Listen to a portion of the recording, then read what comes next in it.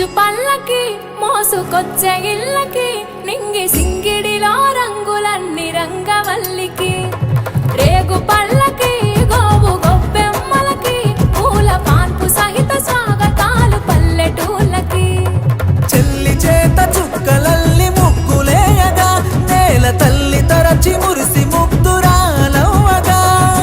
ఉత్తరాన కొత్తగా సూర్యుడు ప్రకాశించగా భోగి మంట మొదలు